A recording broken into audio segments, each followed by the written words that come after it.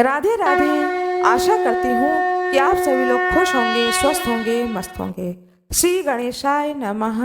माता लक्ष्मी और भगवान विष्णु की जय हो। आज मैं आप लोगों को बृहस्पतिवार व्रत कथा सुनाने जा रही हूँ। एक समय की बात है, भारतवर्ष में एक राजा राज्य करता था। वह बड़ा ही प्रतापी और दानी था। वह नित्य प्रति मंदिर में दर्शन करने जाता था। वह ब्राह्मण और गुरु की सेवा किया करता था। उसके दरवाजे से कोई भी निराश होकर नहीं लौटता था। वह प्रत्येक गुरुवार को व्रत रखता एवं पूजन करता था। हर एक दिन गरीबों की सहायता करता था, परंतु यह सब बातें उसकी रानी को अच्छी नहीं लगती थीं। वह न व्रत करती थी और न ही किसी को एक पैसा दान में देती थी तथा राजा से भी ऐसा करने को मना किया करती थी। एक समय की बात है, राजा शिकार पर गए हुए थे। घर पर रानी और दासी थी। उस समय गुरु बृहस्पति देव एक साधु का रूप धारण करके राजा के दरवाजे पर भिक्षा मांगने आए। रानी से भिक्षा मांगी तो रानी कहने लगी, हे साधु महाराज, मैं इस दान और पुण्य से तंग आ गई हूँ। मेरे से तो घर का ही कार्य समाप्त नहीं होता। इस कार्य के लिए तो मेरे पतिदेव ही बहुत हैं। अब आप इस प्रकार की कृपा करें कि यह सब धन नष्ट हो जाए तथा मैं आराम से रह सकूं। साधु बोले, हे देवी, तुम तो बड़ी विचित्र हो। संतान और धन से कोई भी दुखी नहीं होता है, इसको तो सभी चाहते हैं। पापी भी धन और पुत्र की इच्छा करता है। अगर आपके पास धन अधिक है तो भूखे मनुष्यों को भोजन कराओ, प्याव बनवाओ, ब्राह्मणों को दान दो, धर्मशाला बनवाओ, कुआं, तालाब, बावड़ी, बाग बगीचा आदि का निर्माण कराओ, निर्धन मनुष्यों की कुंवारी कन्याओं का विवाह कराओ और अनेक यज्ञ आदि धर्म करो। इस प्रकार के कर्मों से आपके कुल का और आपका नाम लोक और परलोक में सार्थक होगा एवं स्वर्ग की प्राप्ति होगी। आपके पितरों को मोक्ष की प्राप्ति होगी। मगर यह बातें उन रानी को अच्छी नहीं लगी। इन सब बातों को सुनकर वह रानी खुश नहीं हुई। वह बोली, हे साधु महाराज, ऐसे धन की भी क्या आवश्यकता जिसे मैं दूसरे मनुष्यों को दान दूं तथा जिसको रखने और संभालने में ही मेरा सारा समय बर्बाद हो जाए। साधु ने कहा, हे देवी, तुम्हारी ऐसी इच्छा है तो ऐसा ही होगा। मैं तुम्हें बताता हूँ, तुम वैसा ही करना। बृहस्पतिवार के दिन घर को गोबर से लीपना, अपने केशों को धोना, केशों को धोते समय स्नान करना, राजा से कहना कि वह हजामत बनवाए, भोजन में मांस मदिरा खाना, कपड़ा धोबी के यहाँ धुलने को डालना। इस प्रकार 7 बृहस्पतिवार करने से तुम्हारा समस्त धन नष्ट हो जाएगा। यह कह करके वह साधु महाराज वहां से अंतर ध्यान हो गए। रानी ने साधु के कहने के अनुसार वैसा ही किया। राजा से कहा कि हजामत बनाओ, घर में भोजन में मांस मदिरा डाला, कपड़ा धोबी के यहाँ धुलने को डाला। ऐसा करने से 3 बृहस्पतिवार ही बीते थे कि उसका समस्त धन नष्ट हो गया और भोजन के लिए दोनों समय परिवार तरसने लगा, सांसारिक भोगों से। तब वह राजा रानी से कहने लगा कि हे रानी, तुम यहाँ पर रहो, मैं दूसरे देश को जाऊं, क्योंकि यहाँ पर मुझे सभी मनुष्य जानते हैं, इसलिए मैं यहाँ पर कोई भी कार्य नहीं कर सकता हूँ। परदेश में जाकर के मैं कोई भी कार्य कर सकता हूँ, चाहे वह कार्य छोटा ही क्यों ना हो। देश चोरी परदेश भीख बराबर है, ऐसा कह करके राजा परदेश को चला गया। वहां जंगल में जाता, लकड़ी काट कर लाता, शहर में बेचता, इस तरह जीवन व्यतीत करने लगा। इधर राजा के घर रानी और दासी दुखी रहने लगी। किसी दिन भोजन मिलता और किसी दिन जल पीकर ही रह जाती। एक समय रानी और दासी को 7 दिन बिना भोजन के व्यतीत हो गए तो रानी ने अपनी दासी से कहा कि हे दासी, यहाँ पास ही के नगर में मेरी बहन रहती है, वह बड़ी धनवान है। तो उसके पास जा और वहां से 5 सेर बेजर मांगकर ले आ, जिससे कुछ समय के लिए गुजर हो जाएगी। इस प्रकार रानी की आज्ञा मानकर दासी रानी की बहन के पास गई, तो वहां उस रानी की बहन पूजा कर रही थी। उस दिन बृहस्पतिवार था, तो वह बृहस्पतिवार के व्रत की कथा को सुन रही थी। जब दासी ने रानी की बहन को देखा, तो वह बोली, हे रानी, मुझे तुम्हारी बहन ने भेजा है, मेरे लिए 5 सेर बेजर दे दो। इस प्रकार दासी ने अनेक बार कहा, परंतु रानी की बहन ने कोई उत्तर नहीं दिया, क्योंकि वह उस समय बृहस्पतिवार की व्रत कथा सुन रही थी। इस प्रकार जब दासी को कोई उत्तर नहीं मिला, तो वह बहुत ही दुखी हुई और क्रोध भी आया, और लौटकर अपने गांव आकर रानी के पास आकर बोली, हे रानी, आपकी बहन बहुत ही धनी स्त्री है, वह छोटे लोगों से बात भी नहीं करती है। मैंने उनसे कई बार कहा, लेकिन उन्होंने मुझे कोई उत्तर नहीं दिया। तब मैं वापस चली आई। रानी बोली, हे दासी, इसमें उसका कोई दोष नहीं है। जब बुरे दिन आते हैं तब कोई सहारा नहीं देता है। अच्छे बुरे का पता विपत्ति में ही लगता है। जो ईश्वर की इच्छा होगी वही होगा, वह सब हमारे भाग्य का दोष है। इधर उस रानी ने देखा कि मेरी बहन की दासी आई थी, परंतु मैं गुरु भगवान की व्रत कथा को सुन रही थी। इस कारण मैंने उसकी किसी भी बात का कोई उत्तर नहीं दिया। वह अवश्य ही दुखी हुई होगी। ऐसा सोच करके प्रसाद को ग्रहण करके, जो वह बृहस्पतिवार की व्रत को कथा को सुन रही थी, उस कथा को समाप्त करके प्रसाद को लेकर के फिर रानी की बहन रानी के घर आई और रानी से पूछने लगी कि हे बहन, क्या बात है? तुम्हारी दासी मेरे घर आई थी, परंतु मैं बृहस्पति भगवान का व्रत कर रही थी। गुरु भगवान के व्रत कथा को पढ़ते समय, पूजन करते समय, कथा को सुनते समय न ही बोलते हैं और न ही उस जगह से उठते हैं। इस कारण से मैं कोई भी जवाब तुम्हारी दासी को नहीं दिया। कहो दासी, तुम किस प्रकार से मेरे घर आई थी? तब रानी बोली, हे बहन, हमारे घर में अनाज नहीं था। वैसे तुमसे कोई भी बात छिपी नहीं है। इस कारण मैंने दासी को तुम्हारे पास 5 सेर बेजर लेने के लिए भेजा था। रानी बोली, बहन देखो, बृहस्पति भगवान सबकी मनोकामना को पूर्ण करते हैं। देखो, शायद तुम्हारे घर में अनाज रखा हो। बहन बोली, रानी बोली, मैंने प्रातः काल उठकर ही अपने घर के सारे बर्तन देख लिए हैं, किंतु सारे बर्तन खाली हैं। मुझे मालूम है मेरे घर में अनाज नहीं है। तब रानी की बहन बोली कि अंदर जाकर देखो, गुरु भगवान की कृपा से हो सकता है तुम्हें तुम्हारे घर में अनाज प्राप्त हो जाए।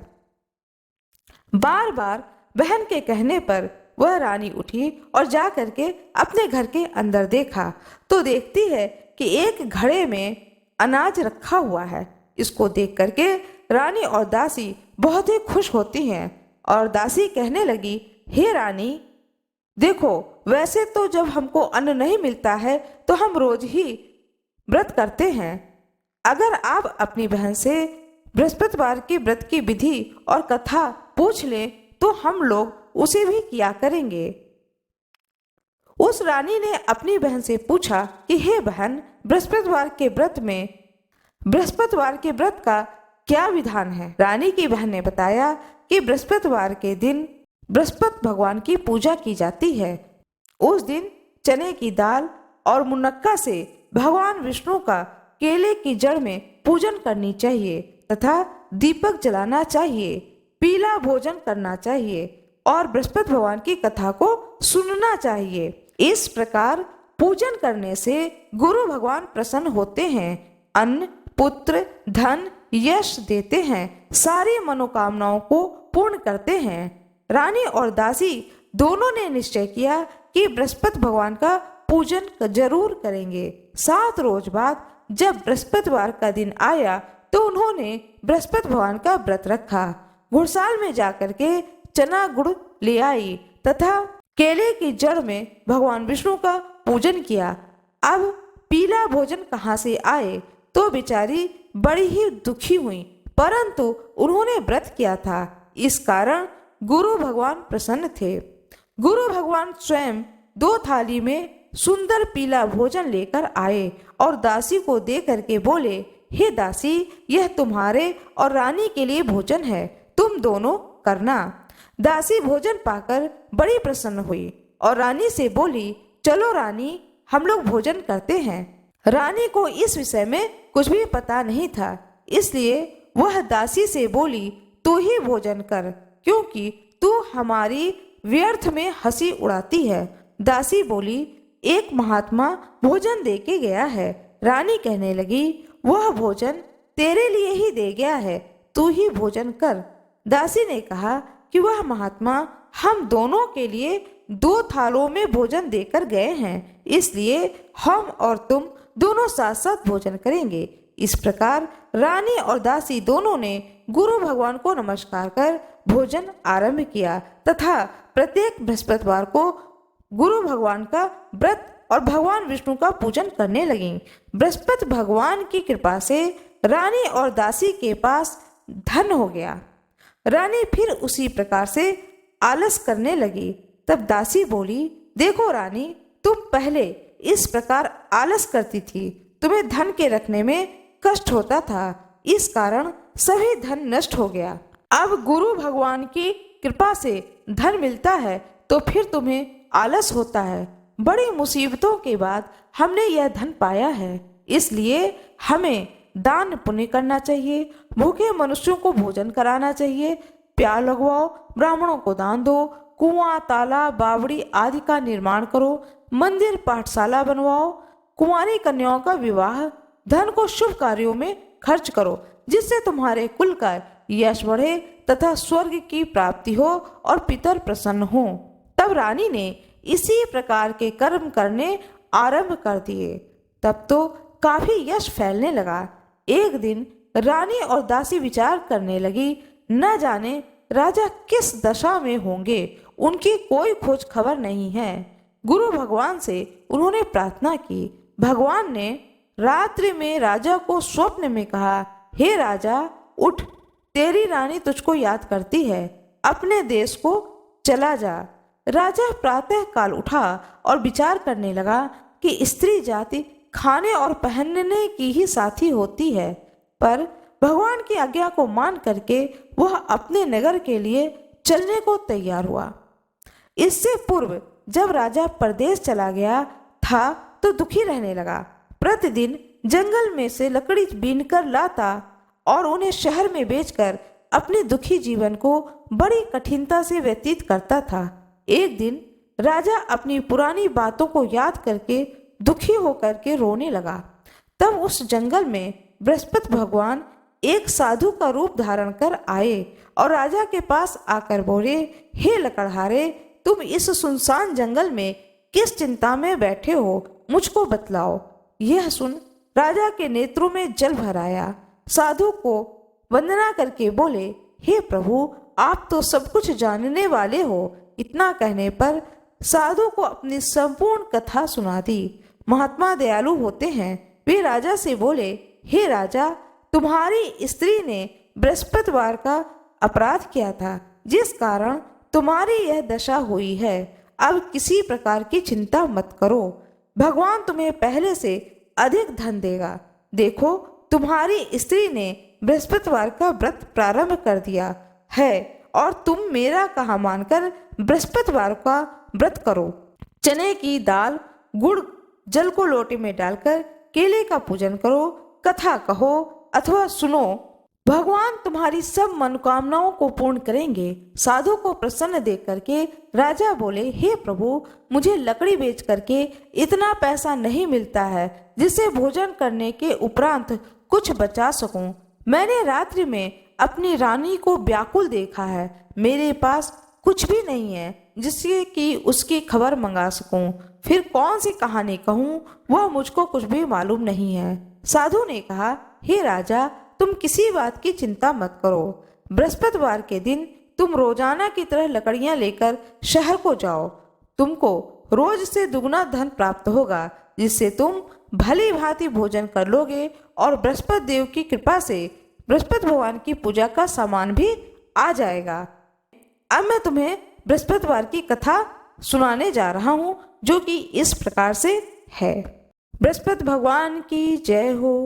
प्राचीन काल में एक ब्राह्मण था। वह बड़ा ही निर्धन था। उसके कोई भी संतान नहीं थी।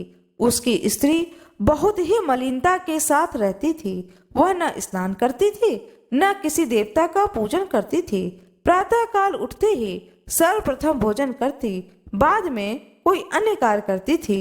इससे ब्राह्मण देवता बड़े ही दुखी थे। बेचारे बहुत कुछ कहते थे, परंतु उसका कोई परिणाम न निकला। भगवान की कृपा से ब्राह्मण की स्त्री के कन्या रूपी रत्न पैदा हुई। वह कन्या अपने पिता के घर में बड़ी होने लगी। वह बालिका प्रातः स्नान करके भगवान विष्णु का जाप करने लगी, बृहस्पतिवार का व्रत करने लगी। अपने पूजा पाठ को समाप्त करके स्कूल जाती तो अपनी मुट्ठी में जौ भर के ले जाती और पाठशाला जाने के मार्ग में डालती जाती। वही जौ स्वर्ण के हो जाते तो लौटते समय उसको बिनकर घर ले आती थी।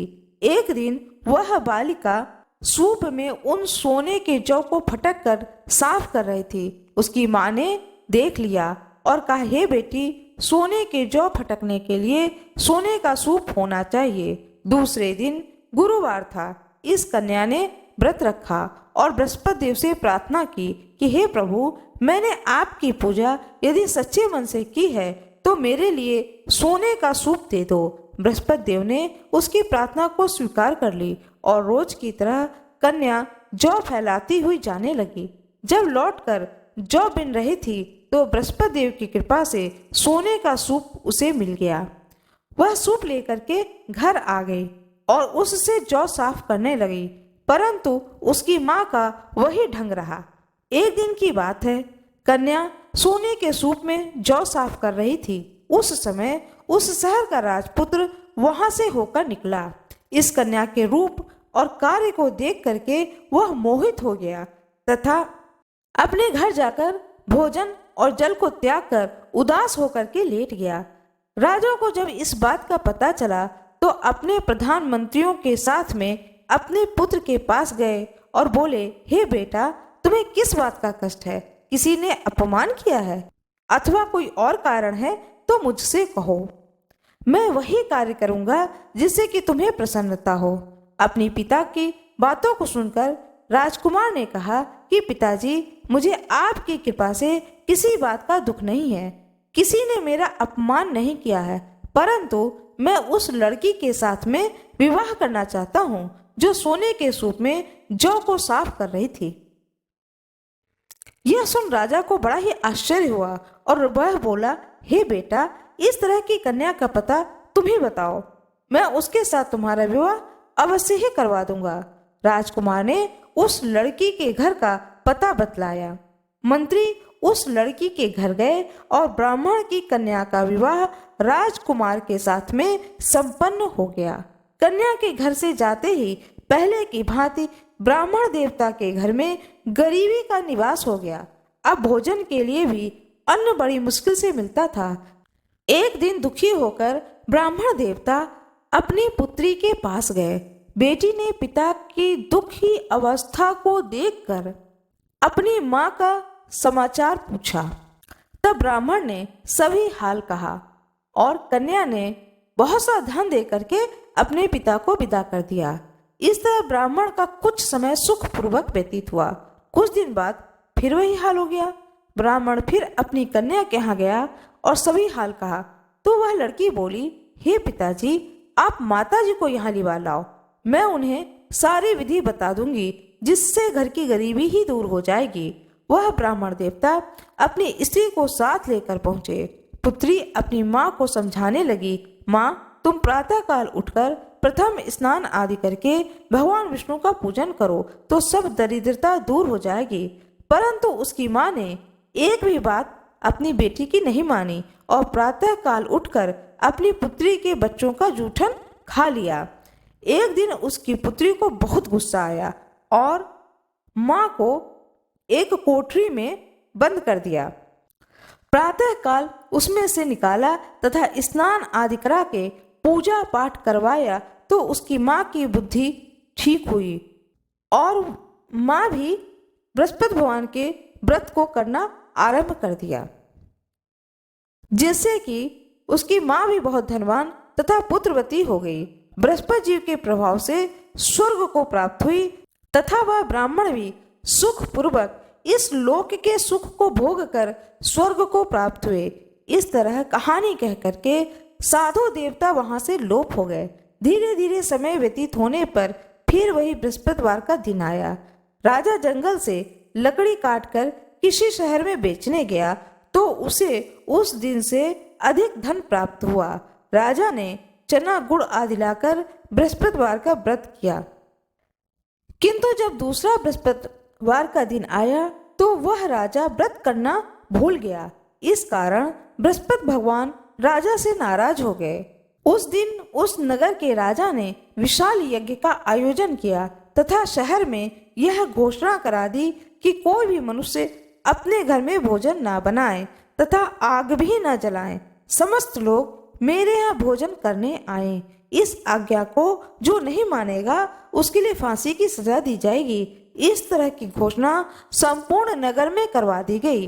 राजा की आज्ञा के अनुसार नगर के सभी लोग भोजन करने राजा के यहाँ गए, लेकिन लकड़हारा कुछ देर से पहुंचा, इसलिए राजा उसको अपने साथ घर लिवा ले गए और ले जाकर के भोजन करा रहे थे। तभी रानी की दृष्टि उस खूंटी पर पड़ी जिस पर रानी का हार लटका हुआ था। वह वहां पर दिखाई नहीं दिया तो रानी ने निश्चय किया कि मेरा हार इस मनुष्य ने चुरा लिया है। उसी समय पुलिस बुलवा करके उसको जेल खाने में डलवा दिया। जब राजा जेल खाने में गया तो उसे बहुत ही दुख हुआ।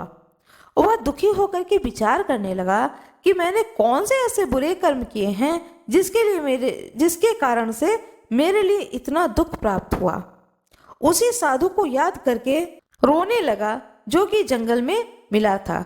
उसी समय तत्काल बृहस्पति देव साधु के रूप में प्रकट हो गए और राजा की दशा को देखकर कहने लगे, अरे मूर्ख, तूने बृहस्पति देवता की कथा नहीं की, इसी कारण तुम्हें दुख की प्राप्ति हुई है। अब चिंता मत करो, बृहस्पति देव की पूजा करना, तेरे सारे कष्ट दूर हो जाएंगे। बृहस्पतिवार के रोज 4 पैसे मिले। राजा ने कथा कही। उसी रात्रि को बृहस्पति देव ने उस नगर के राजा को स्वप्न में कहा, हे राजा, तुमने जिस आदमी को जेल खाने में बंद कर दिया है वह निर्दोष है, वह राजा है, उसे छोड़ देना। रानी का हार उसी खूंटी पर लटका हुआ है। अगर तू ऐसा नहीं करेगा तो मैं तेरे राज्य को नष्ट कर दूंगा। राजा प्रातः काल उठा और खूंटी पर हार टंगा देख करके वह लकड़हारे को बुला करके क्षमा मांगी और राजा को योग्य सुंदर वस्त्र आभूषण देकर विदा किया। गुरुदेव की आज्ञा के अनुसार राजा अपने नगर को चल दिए। राजा जब नगर के निकट पहुंचे तो उसे बड़ा ही आश्चर्य हुआ। नगर में पहले से अधिक बाग, तालाब, कुएं तथा बहुत सी धर्मशाला, मंदिर आदि बने हुए थे। राजा ने पूछा लोगों से कि यह किसका बाग है और किसका धर्मशाला है। तब नगर के सब लोग कहने लगे कि यह सब रानी और दासी के हैं। तो राजा को बड़ा ही आश्चर्य हुआ और गुस्सा भी आया। जब रानी को पता चला कि राजा आ रहे हैं तो उसने दासी से कहा, हे दासी, देखो राजा हमको कितनी बुरी हालत में छोड़ के गए थे। वह हमारी ऐसी दशा देख करके लौट न जाएं, इसलिए तुम दरवाजे पर ही खड़ी हो जाओ। आज्ञा अनुसार दासी दरवाजे पर खड़ी हो गई। राजा आए तो उन्हें अपने साथ लिवा लाई। तब राजा ने क्रोध करके अपनी तलवार निकाली और पूछने लगे कि यह बतलाओ कि यह धन तुमने कैसे प्राप्त किया। तब रानी बोली कि यह सब धन हमें बृहस्पति देव के व्रत के प्रभाव से प्राप्त हुआ है। राजा ने निश्चय किया कि 7 रोज बाद तो सभी बृहस्पति देव का पूजन करते हैं, परंतु मैं रोजाना दिन में 3 बार कहानी कहा करूंगा तथा रोज व्रत किया करूंगा। अब हर समय राजा के दुपट्टे में चने की दाल बंधी रहती थी तथा दिन में 3 बार कहानी कहते थे। एक रोज राजा ने विचार किया कि चलो मैं अपनी बहन के यहाँ हो आता हूँ। इस तरह निश्चय कर राजा घोड़े पर सवार हो अपनी बहन के यहाँ चलने लगे।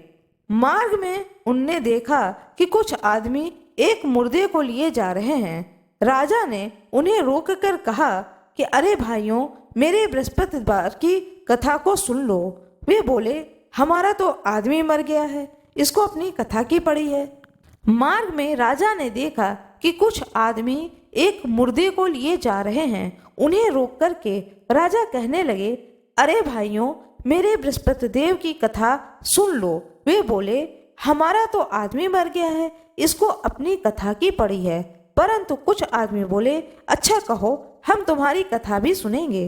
राजा ने चने की दाल निकाली और गुड़ रखा। इसके बाद में कथा सुनाना आरंभ किया। जब कथा आधी हो गई तो मुर्दा हिलने लगा और जब कथा समाप्त हो गई तो राम राम कह करके वह मनुष्य खड़ा हो गया। आगे मार्ग में राजा को एक किसान खेत में हल चलाता हुआ मिला।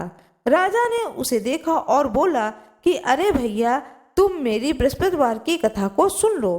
किसान बोला, जब तक मैं तेरी कथा को सुनूंगा तब तक 4 हरैया जोत लूंगा। जाओ और अपनी कथा किसी और को सुनाना। इस तरह जब किसान बोला तो राजा आगे चलने लगा। राजा के हटते ही बैल पछाड़ खा करके गिर गया और किसान के पेट में बहुत जोर से दर्द होने लगा। उस समय उस किसान की माँ रोटी लेकर आई थी। उसे जब देखा कि पुत्र का बहुत ही बुरा हाल है तो अपने पुत्र से पूछा कि यह हाल तुम्हारा कैसे हुआ है। तब पुत्र ने सारा हाल बतला दिया। बेटी ने सभी हाल कह दिया तो बुढ़िया दौड़ी दौड़ी उस घुड़सवार के पास गई और बोली, मैं तेरी कथा सुनूंगी, तुम अपनी कथा मेरे खेत पर ही चलकर कहना।